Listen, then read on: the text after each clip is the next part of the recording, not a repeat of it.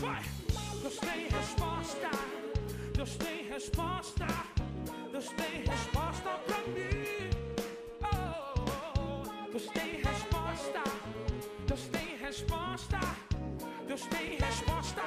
Joga pra cima. Deus tem resposta pro crente que ora, que busca e chora, que luta e crê. Deus tem resposta pro crente que ora, que crê na vitória mesmo sem ver. Vai!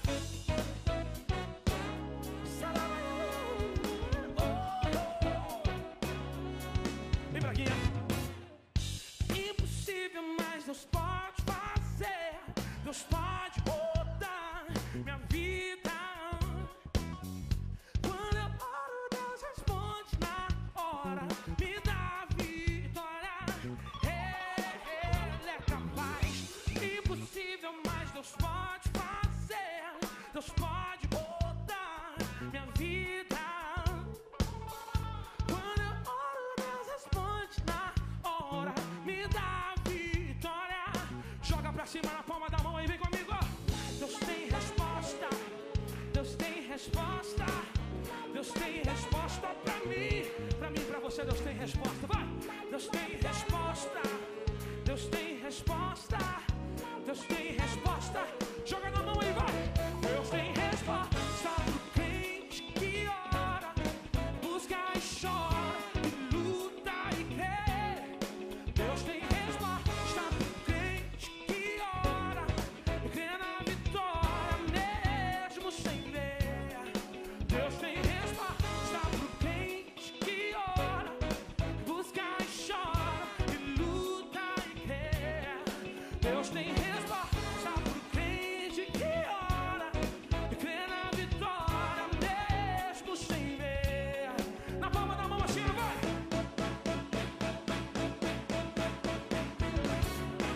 Atenção, Rio de Janeiro, todo mundo com a mãozinha pra cima.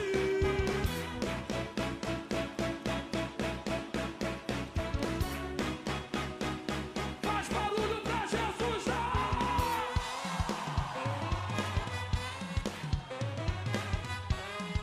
Joga na palma da mão, joga na palma da mão e vai!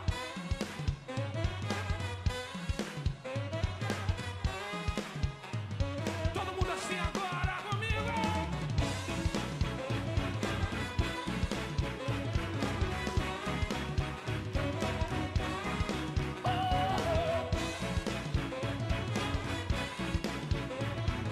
Cadê o povo mais feliz da terra aí?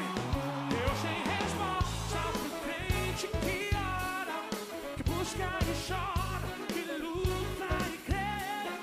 Deus tem resposta pro crente que ora, que crê na vitória mesmo sem ver.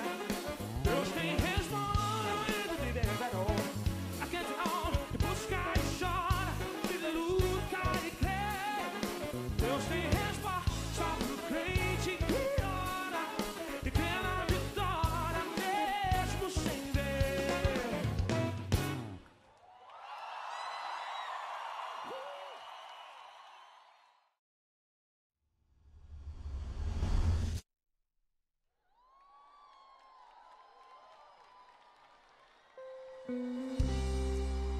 Deus é Deus. Não importa a circunstância, Ele sempre será Deus. Minha fé não está firmada nas coisas que podes fazer. Eu aprendi a te adorar pelo que és.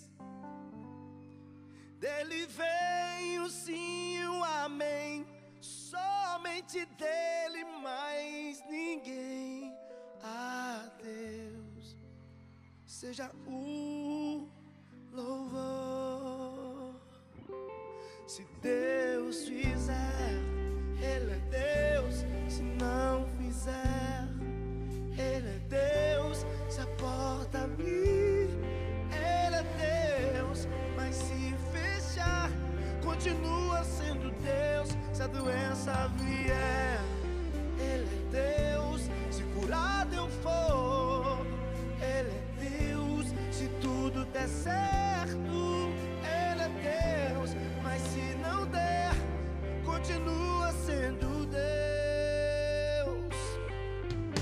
minha fé não está firmada nas coisas que podes fazer.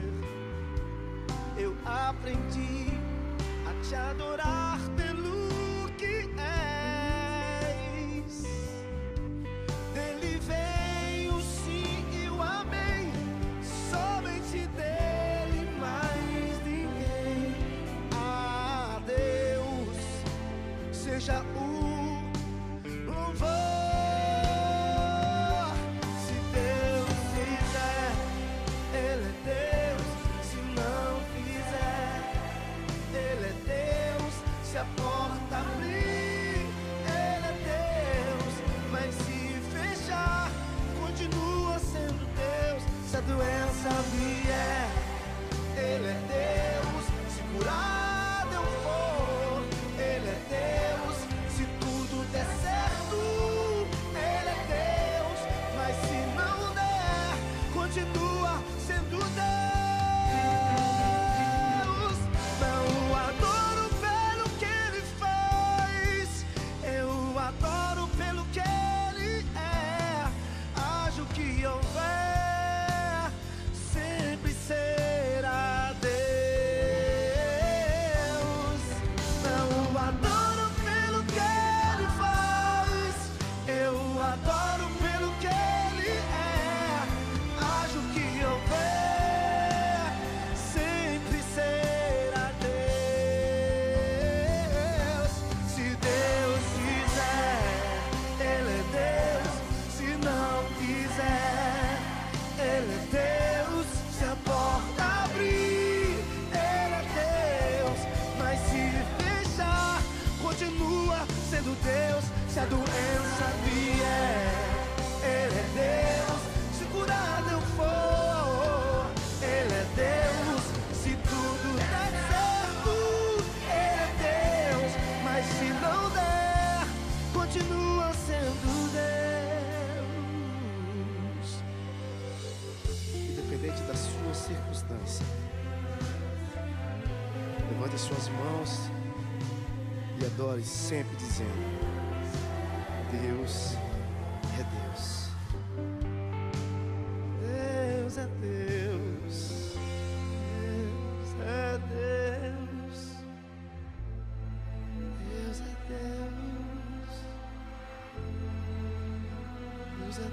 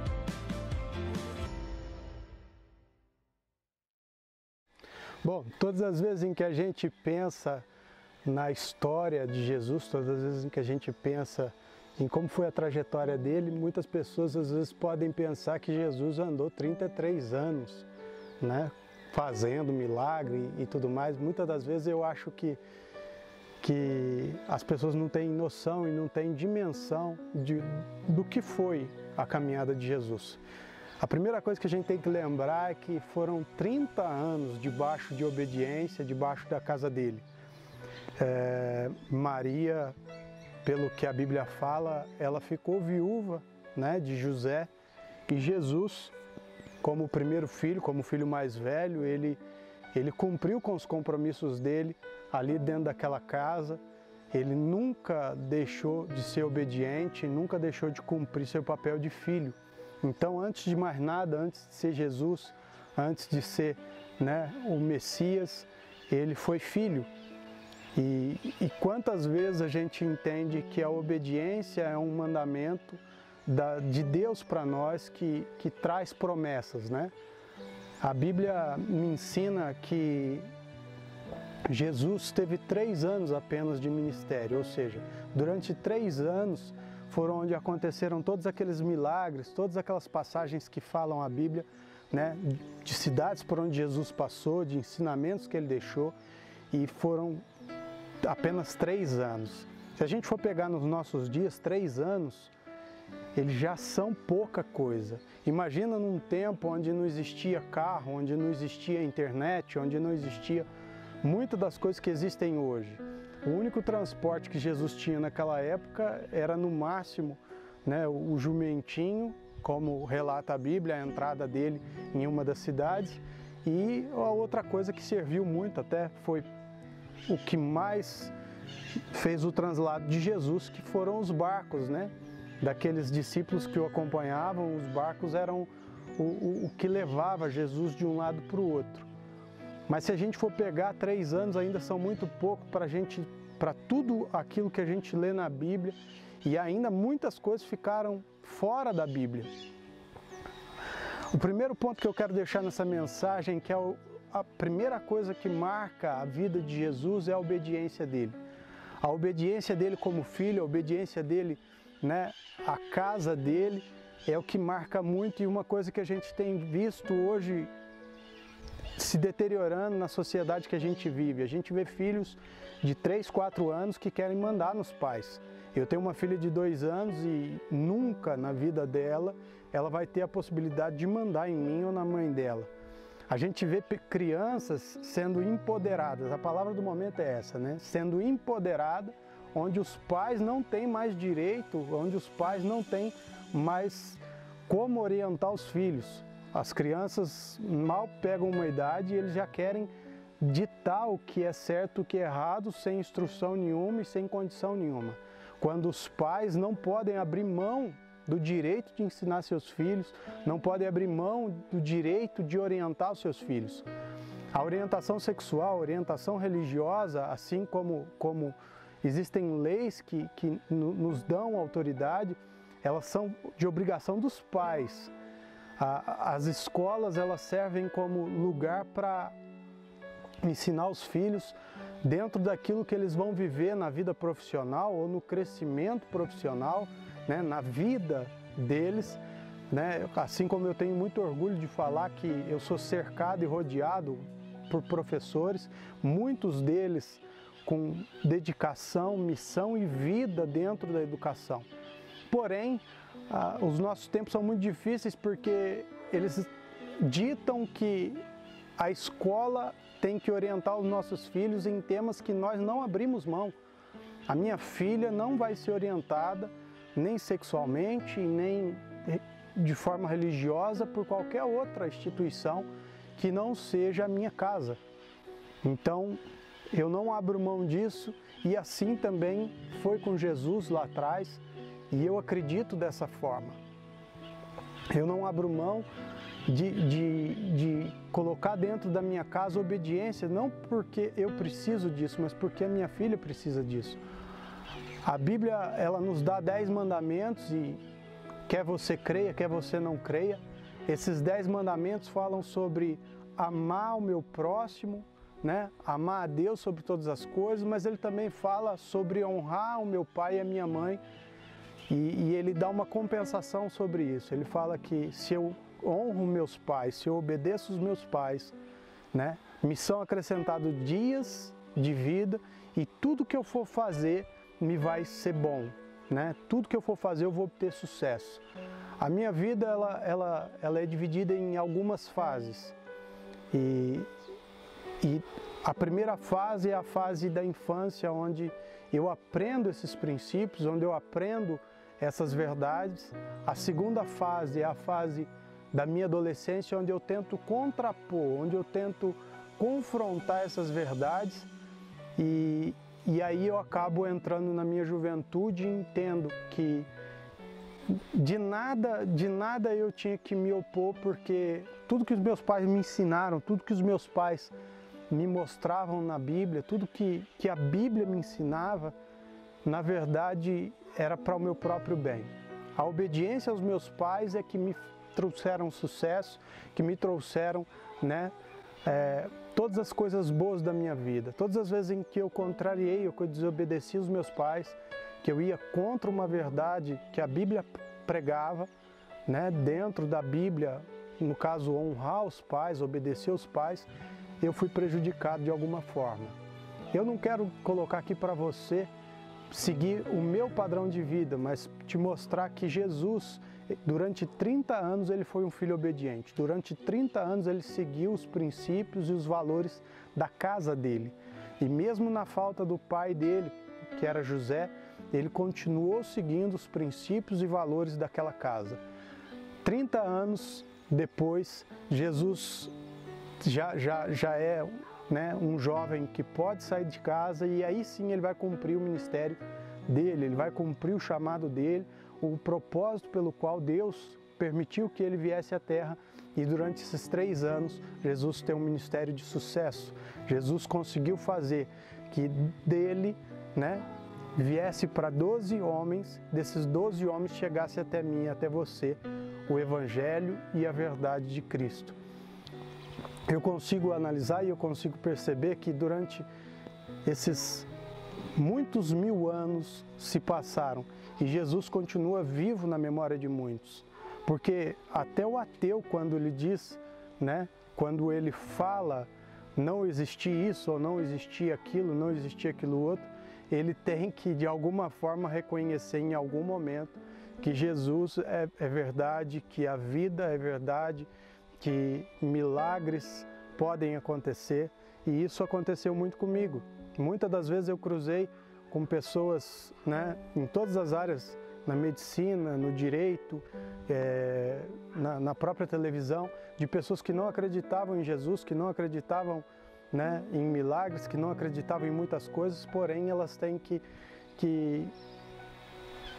ficar pelo menos em dúvida quando elas me conhecem, porque a situação pelas quais eu passei faz com que as pessoas acreditem que Deus de alguma forma interferiu e não deixou que eu viesse a falecer em muitos desses momentos.